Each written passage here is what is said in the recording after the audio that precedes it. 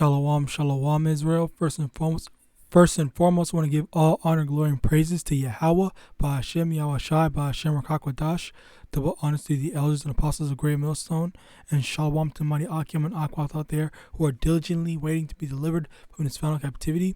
And today's topic is going to be entitled, YAHAWASHI was an exorcist. Okay? Now, when you hear the word exorcist,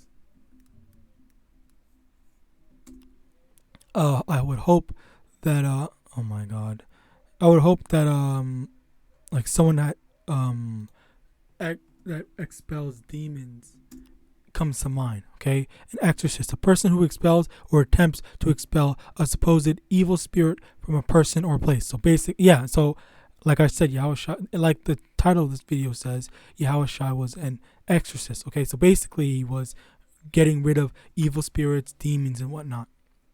There was that one movie, Constantine, and there's a bunch of anime out there like Blue Exorcist or whatever that they have all these references to evil spirits as well as evil spirits in them.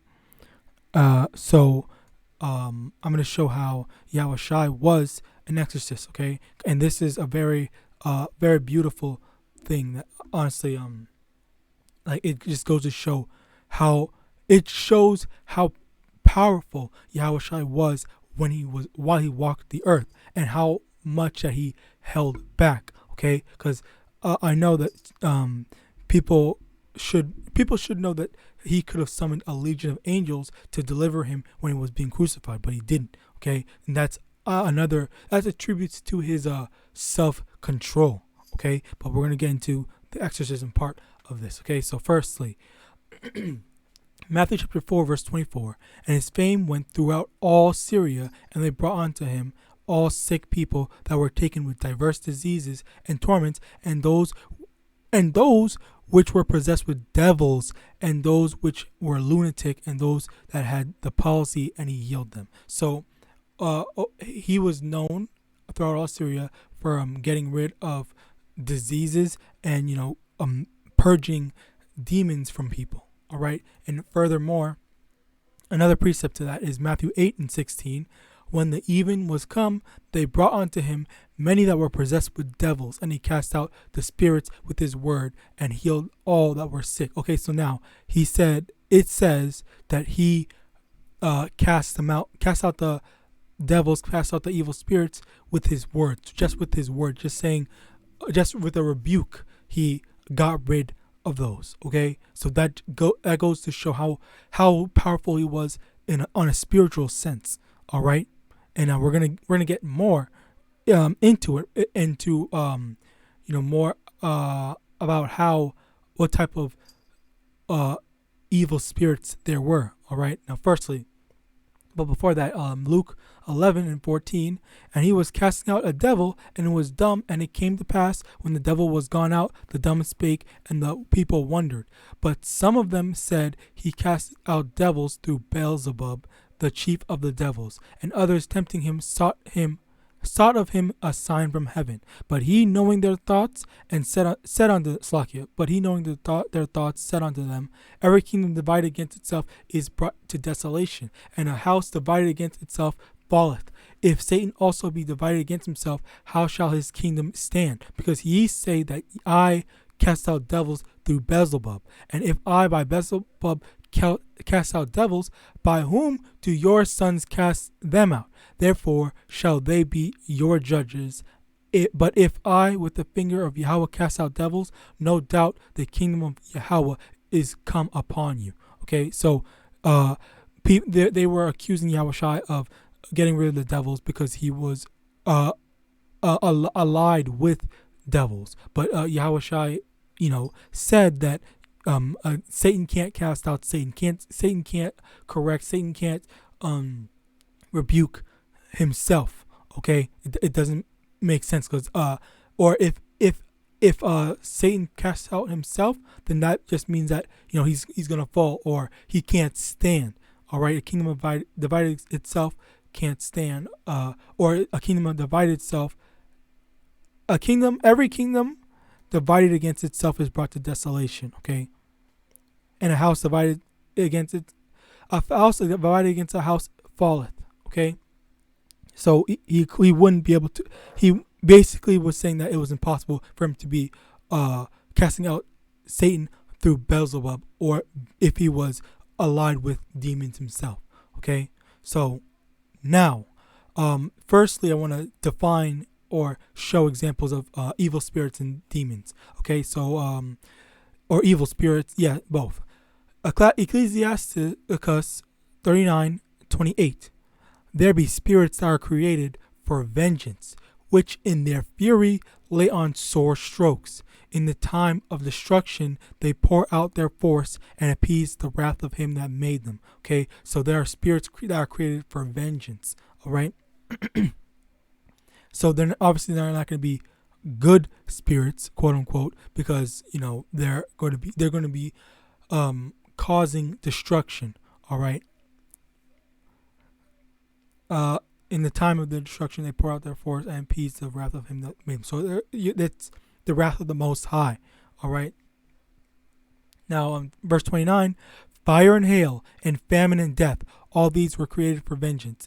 Teeth of wild beasts and scorpions, serpents, and the sword, punishing the wicked to destruction. Okay, so these are some examples of evil spirits, and we see that now in today, because that's if, like, for example, like you might not understand why is Russia attacking Ukraine, okay? But it's because that's the Most High, using Putin as a tool in order to make war. It's not just the fact that humans always make war or whatever, or Esau always wants to make war. It's the fact that the Most High is using him in order to make a war, okay? Because war is what we're going to need to see in order to be delivered. All right. So, yeah, that's fire, hail, famine, and death. All these were created for vengeance. We're going to be seeing the fire from the nuclear missiles. Okay, famine. The food shortages, and people are going to be dying from anything and everything. All right, as well as the pestilences as well. All right. Continuing on. Another one. Revelation chapter 16 verse 13. And I saw 3 unclean spirits like frogs come out of the mouth of the dragon, and out of the mouth of the beast, and out of the mouth of the false prophet. So another example of an unclean spirit, or evil spirits or whatnot, is like frogs. Okay, so obviously I'm not saying that frogs in general are unclean spirits or anything like that. It's just the fact that how is it being used, or what's the context, where does it take place? Okay, because if like the plagues in Egypt, okay, locusts weren't an unclean spirit, or locusts weren't something spiritual. There was a physical thing that people could touch, as well as it interacted with physical things. Okay, and also I believe there was frogs as one of the plagues in Egypt. So all that it was a part of the spirits that are created for vengeance, because the Most High sent his wrath towards Egypt because the Egyptians were oppressing the Israelites. All right. So now moving onwards into something a little more interesting, or Slakia, not moving on to anything else, but in Matthew chapter 10, verse from the top, and when he had called unto him his 12 disciples, he gave them power against unclean spirits to cast them out and to heal all manner of sickness and all manner of disease. So YAHAWASHI had the power, as well as he gave the power to cast out unclean spirits / demons to his 12 disciples. Okay, so that's all, through all this, through the will and power of the Most High Yahweh. Okay, but the fact that he was able to, he himself was able to cast out evil spirits or unclean spirits, and then he was also able to basically spread it out amongst his 12 disciples and get or not even spread it out, because that means that like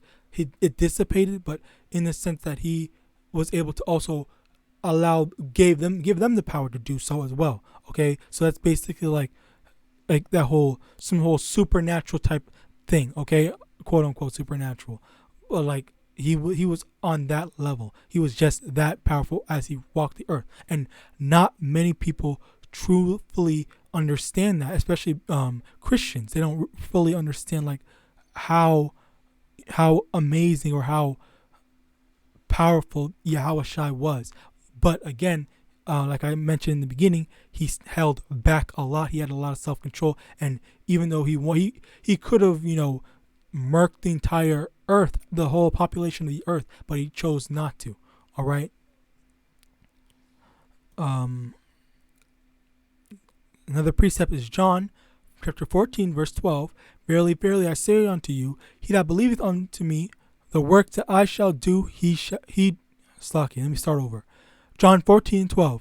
Verily, verily, I say unto you, he that believeth on me, the works that I do shall he do also, and greater works than these shall he do, because I go unto my Father. So now, with the ability to cast out these unclean spirits, it says over here that those that believe on him, they're going to be able to do basically what he can do. Okay, so what I'm getting at is brothers and sisters, or brothers in this truth primarily, are going to be able to do the same and cast out demons. All right, and this is the part where I'm going to get into, like, there's low level demons, mid level demons, I guess, and then high level demons. Okay, so some demons are going to be harder than others, but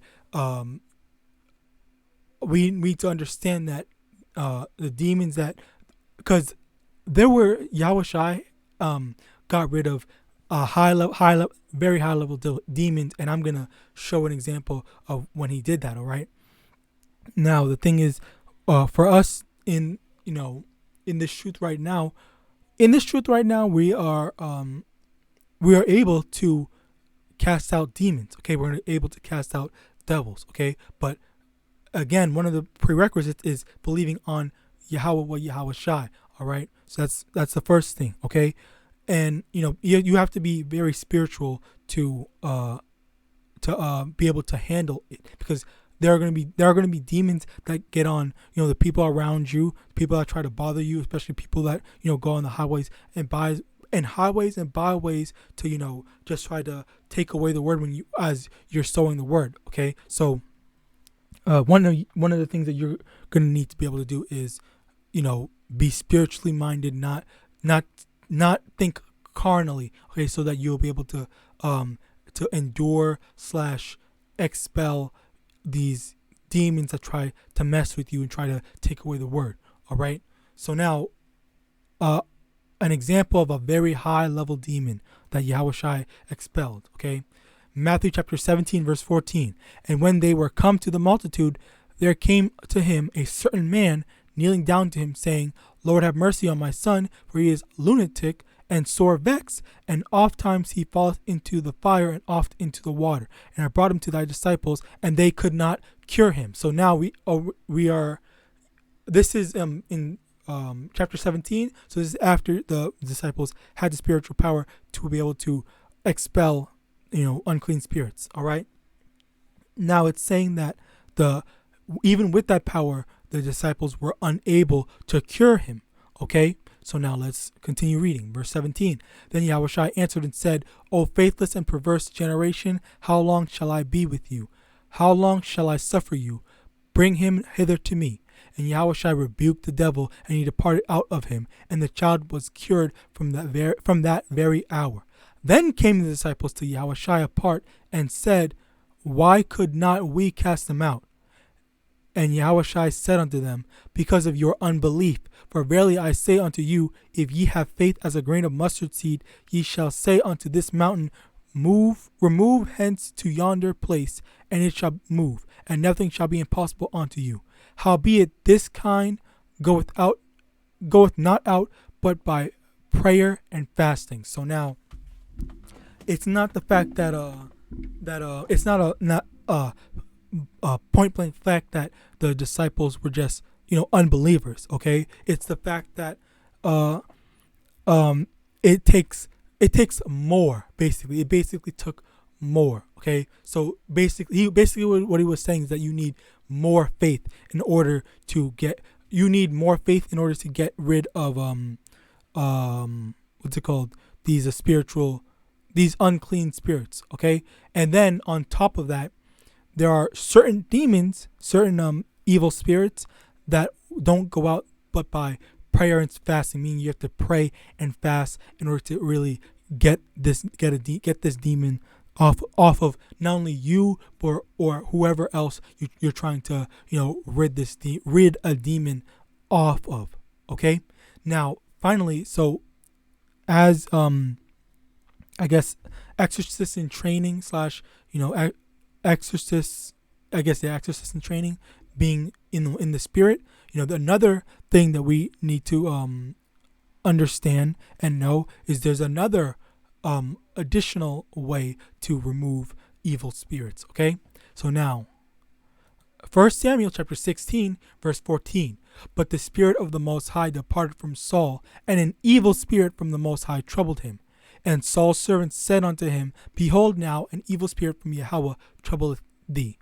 Let our Lord now command thy servants which are before thee to seek out a man who is a cunning player on a harp, and it shall come to pass when the evil spirit from Yahweh is upon thee, that he shall play with his hand, and thou shalt be well. So now, they said, there's an evil spirit from the Most High, okay?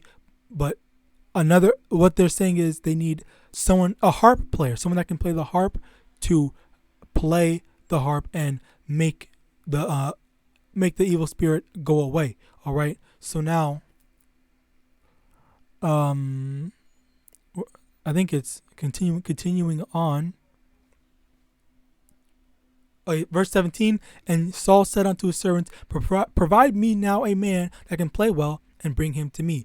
Then answered one of his servants and said, Behold, I have seen a son of Jesse, the Bethlehemite,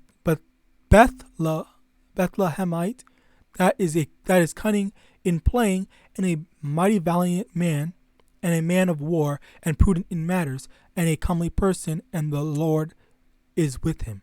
Okay, so now, jumping down, it was let's continue reading. Verse 19, Wherefore Saul sent messengers unto Jesse, and said, Send me David thy son, which is with the sheep.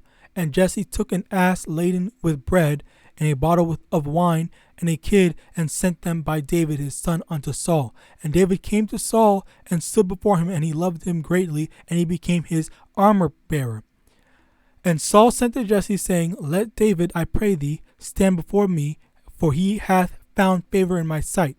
And it came to pass, when the evil spirit from Yahweh was upon Saul, that David took an harp, and played with his hand. So Saul was refreshed and was well, and the evil spirit departed from him. So now another, outside of being a man of the Lord and believing in YAHAWASHI, in addition to that, there's 3 additional ways to remove evil spirits. Okay, there's prayer, and then that's number 1. Fasting is number 2. And finally is, playing the harp, okay? Or I want to say music, but this specifically says the harp. So I'm just going to say the harp, okay? So harp and prayer and fasting, okay? Those are 2 additional ways to remove, evil spirits, okay? So when you are dealing with your own issues, okay? If you're dealing with an evil spirit or something, or you suspect an evil spirit's on you, then now you have these two options. Okay, if you can't, if it's too much for you, because a lot of times, it's gonna come the time that things are just gonna be too much for us. Pray and fast. Pray that the Most High gets rid of the evil spirit, and fast to get it off of you. And then try listening to some harp music or whatnot. I guess you can just go some calming, soothing harp music. All right. But with that, I hope this lesson was edifying. I hope you take this as let me go do my exorcist training and whatnot, which is it's not really like too crazy. It's just in a sense of prepare yourself for for temptation. All right, that's basically what it is. And I hope this lesson was edifying. I want to give all honor, glory, and praises to the Most High Yahawah, BAHASHI, YAHAWASHI, BAHASHI, YAHAWAH, double honors to the elders and apostles of Great Millstone. And with that, I want to say Shalom.